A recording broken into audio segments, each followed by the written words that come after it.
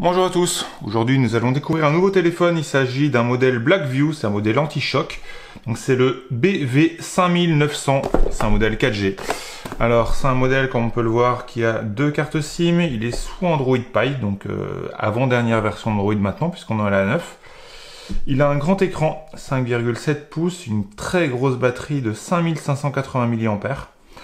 Un quad-core, deux caméras, 3 Go de RAM et 3 Go de stockage à l'intérieur. Alors, on va regarder ce qu'il a dans le ventre. Enfin, la boîte en tout cas pour l'instant. Alors, hop, on va ouvrir ça. Tac, tac. Voilà.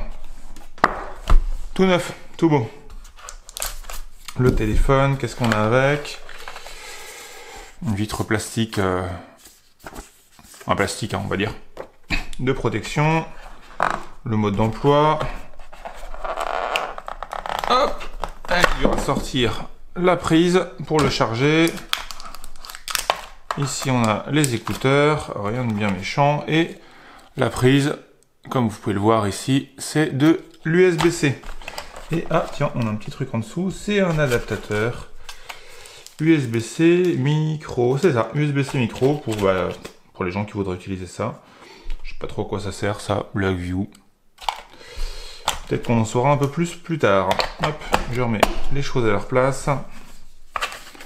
Et j'enlève la boîte. Le téléphone, tout neuf, hein. On peut le voir, hop. Tac. On va ouvrir ça. Allez, on s'ouvre. Voilà. Yop.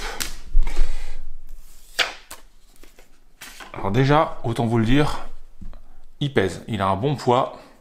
On sent bien que c'est du téléphone anti-choc. Derrière, qu'est-ce qu'on peut voir? Les deux caméras, le flash, pas de capteur de...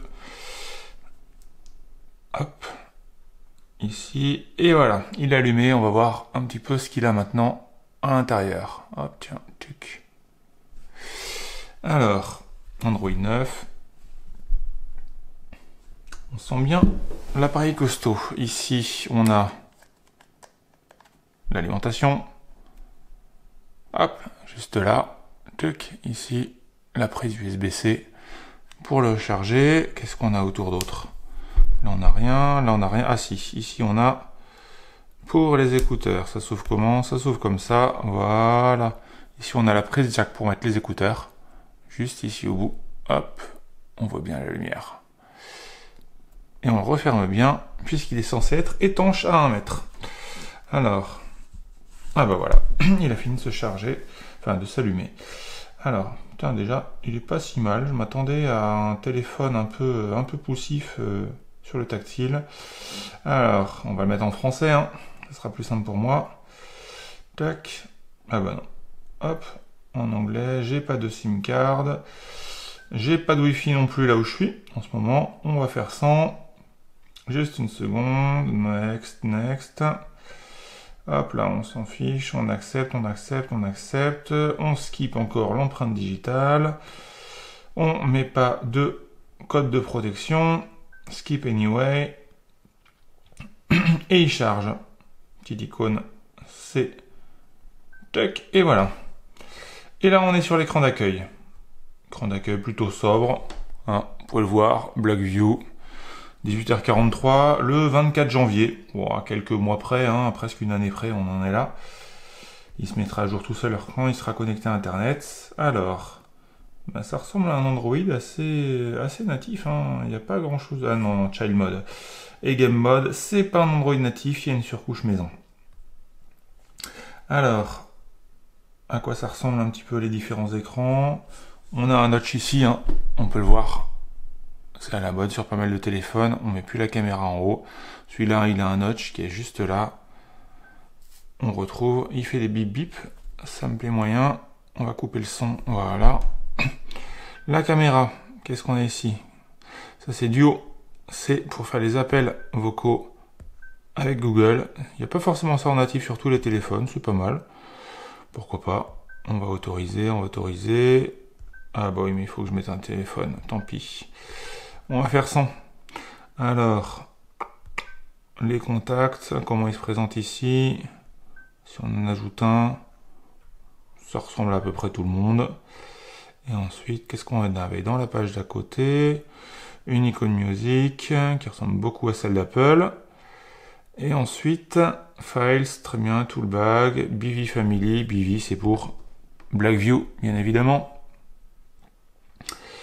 Alors, question importante, à quoi ça ressemble quand on est en navigateur sur le téléphone? On va voir ça tout de suite avec Chrome. Et c'est exactement ce à quoi je m'attendais. On a ici, vous pouvez voir en haut, le notch, il disparaît. Il y a 2 secondes, on avait, hop, un écran avec, je trouve une application avec le notch qui se voit. Hop, check, check, check, celle-là, voilà. Là, on voit le notch ici. Et quand on va sur Chrome, ils l'ont coupé, on a l'heure, on a la batterie à droite, et on se retrouve avec un navigateur un petit peu réduit par rapport à la taille de l'écran. Alors l'écran, il paraît grand, hein. Comme ça on peut voir, effectivement, c'est un grand écran. Ici, il y a quand même pas mal d'espaces qui sont rabotés de ce côté-là et de ce côté-là. Hop, mon téléphone il va jusque là, je vais là, mon téléphone il va jusque là, et je le passe devant de ce côté-là. Donc ça, c'est parce que c'est un téléphone anti-choc, étanche, et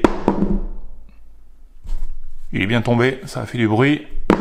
Je le retombe, je vais pas m'abuser à le jeter du 4e étage, hein. J'ai pas non plus envie qu'il casse, mais pour l'instant, je dois dire que le simple fait de l'avoir en main, il est costaud, il inspire confiance, c'est plutôt pas mal.